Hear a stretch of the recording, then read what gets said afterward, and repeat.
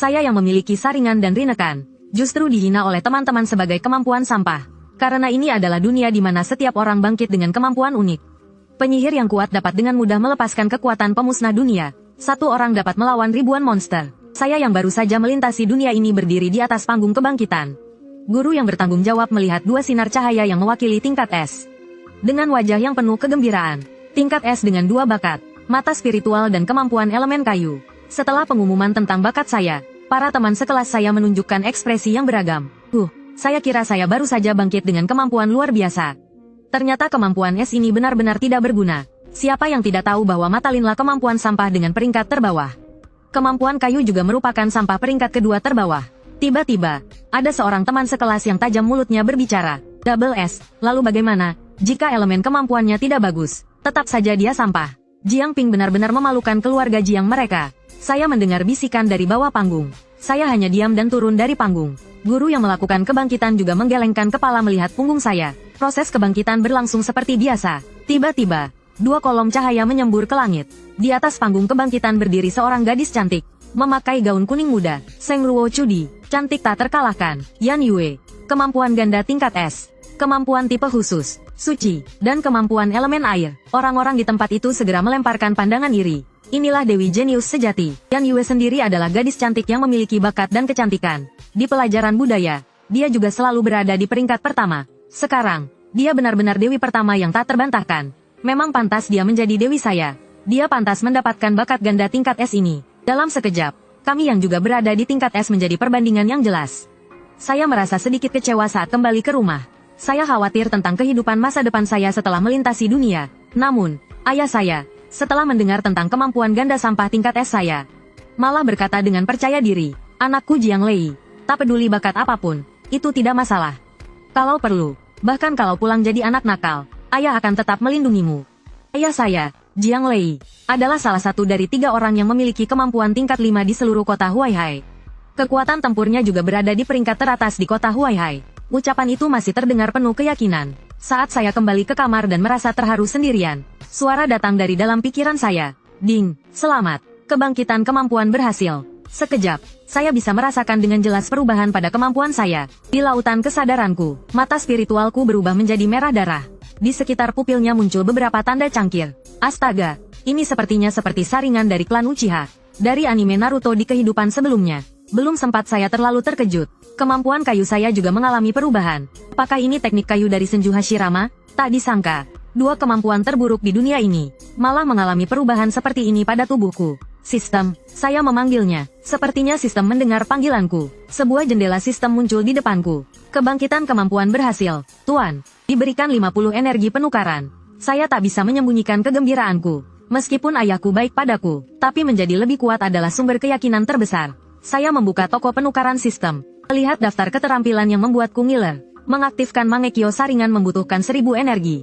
Menukarkan Amaterasu membutuhkan 7000 energi. Kekuatan kayu, pohon dunia es grade, membutuhkan 10.000 energi untuk ditukar. Sialan, 50 poin yang ada di tanganku langsung terasa tidak berharga. Sistem, apa kamu tidak punya paket pemula? Tidak ada, semua tergantung usaha pemilik sistem. Hah, untuk apa kamu ada? Setelah melihat lama, saya hanya menukarkan beberapa keterampilan dasar. Setidaknya sistem ini masih agak baik. Kemampuan dasar dari saringan untuk menyalin kemampuan hanya membutuhkan 20 poin. 30 poin sisanya saya tukar untuk 2 kemampuan kayu. Siapa sangka kita masih di desa pemula. Ya sudah, pakai dulu saja. Setidaknya sekarang aku tidak lagi sampah. Sekarang, saya harus mengumpulkan energi untuk menukarkan keterampilan yang lebih tinggi. Saya harus menunjukkan kepada orang-orang di dunia ini apa yang dimaksud dengan Susanoo dan Dewa Besar. Untuk mempermudah mendapatkan energi, sistem akan memberikan misi secara berkala. Energi juga bisa didapatkan dengan menukarkan barang berharga. Misalnya, kristal inti dari binatang iblis dan sebagainya. Di dunia ini, selain manusia, hewan juga mengalami mutasi.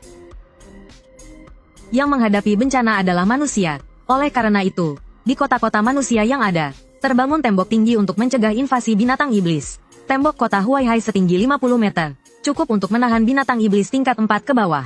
Di atasnya ada perisai energi transparan, untuk mencegah gangguan dari binatang iblis terbang. Dalam keadaan seperti ini, semua manusia memiliki kemampuan bertarung. Setelah dilatih, mereka akan dikirim ke medan perang untuk melawan binatang iblis. Hanya dengan cara ini manusia bisa bertahan hidup. Selanjutnya, proses pembagian kelas di sekolah. Para siswa akan dibagi ke dalam kelas yang berbeda, berdasarkan bakat kebangkitan mereka, dan sebagai kemampuan sampah menurut pandangan mereka. Saya tentunya ditempatkan di kelas pendukung. Yang mengejutkan saya adalah Yan Yue, yang juga memiliki bakat ganda tingkat S. Ditempatkan di kelas yang sama dengan saya. Kabarnya, Dewi itu sendiri yang memilih untuk masuk kelas pendukung. Beberapa siswa juga membicarakan hal ini. Benar, kabarnya Dewi Yan Yue ingin menghidupkan kembali kelas pendukung. Dia bahkan berkata bahwa kemampuan tidak seharusnya dibedakan baik atau buruk, tinggi atau rendah. Setiap kemampuan seharusnya memiliki kegunaannya sendiri. Memang pantas dia menjadi Dewi. Pemikiran seperti ini jauh melampaui pemahaman orang biasa seperti kami. Sekejap, banyak orang tergerak oleh pilihan Yan Yue. Saya pun terdiam sejenak. Jadi, saya masuk kelas pendukung karena saya sampah? Sementara Yan Yue masuk kelas pendukung karena dia hebat? Perbedaan perlakuan ini terlalu jelas, bukan? Yang paling mencolok di antara semua adalah Yan Yue yang duduk di posisi tengah baris depan. Yan Yue hari ini mengenakan gaun putih bersih, memberikan kesan suci dan cantik yang agung. Dengan keberadaannya, sekolah pun memberi perhatian lebih kepada kelas pendukung tahun ini. Kepala kelas diganti dengan kepala pengajaran sekolah, Sun Suyu. Bagaimanapun juga, sebelum kami berdua, ada hanya 2 orang yang pernah terbangun dengan kemampuan ganda. Seluruh dunia hanya melihat 2 orang sebelumnya. Sun Suyu tidak banyak bicara. Dia langsung mengumumkan bahwa 2 hari lagi kami akan meninggalkan kota Huaihai. Kami akan pergi keluar kota untuk bertarung melawan binatang iblis sejati.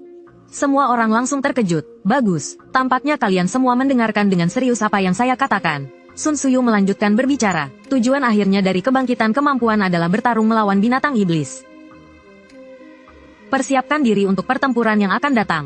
Sebelumnya, bukankah selalu dimulai pada hari kelima saat keluar dari kota?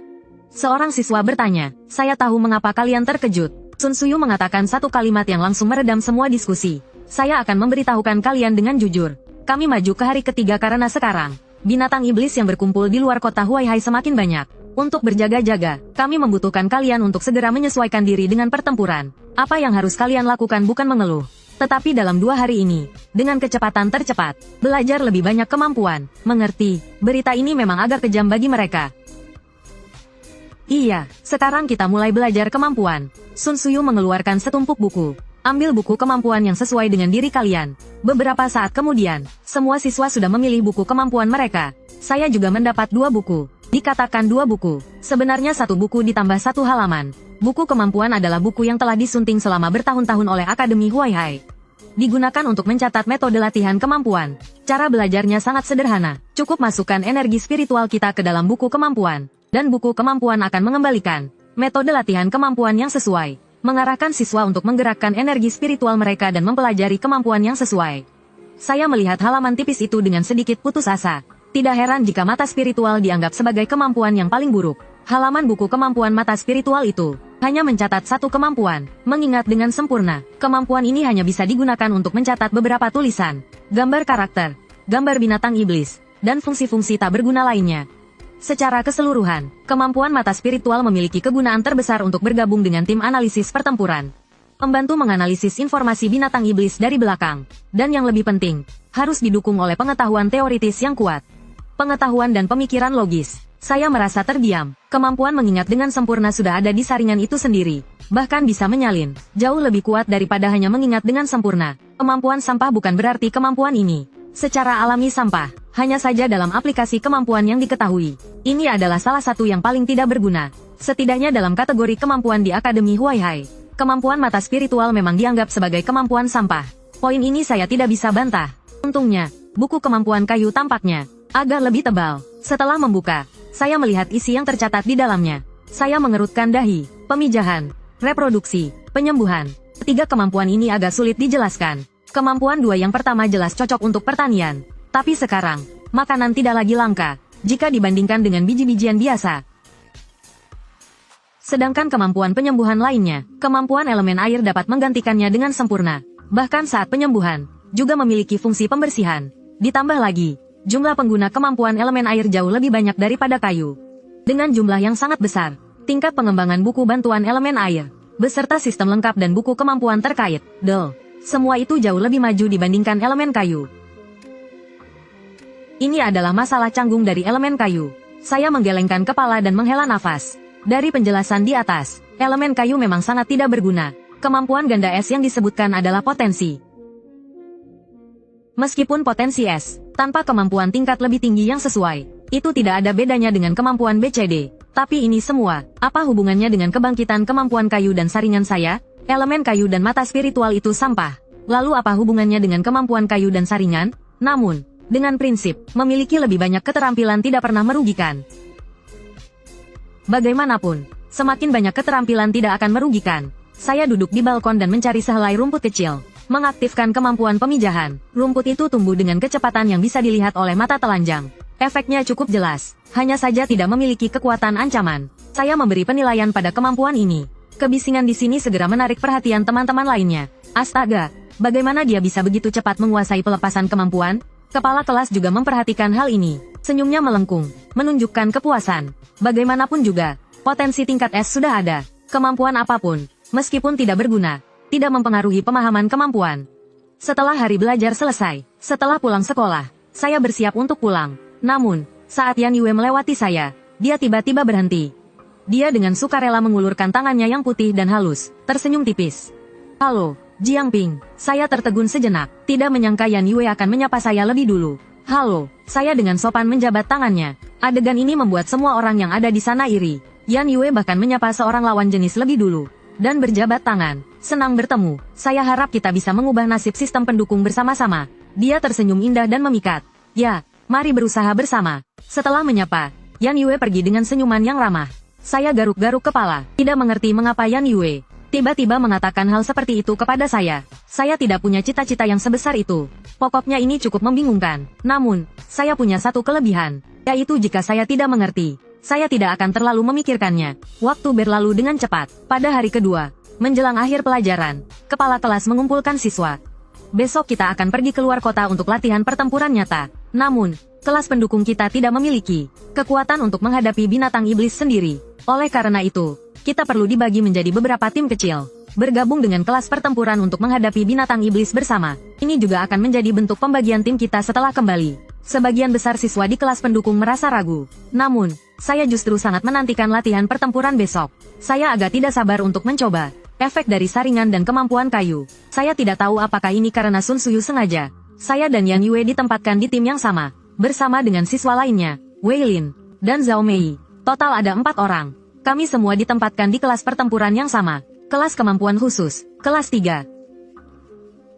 Banyak siswa laki-laki di kelas 3 kemampuan khusus tidak bisa menahan diri untuk bersorak. Tidak lama kemudian, tiba waktunya untuk pertempuran nyata di luar kota. Saya pergi ke gerbang kota barat sesuai pembagian kelas. Yang terlihat adalah tembok perlindungan yang menjulang tinggi.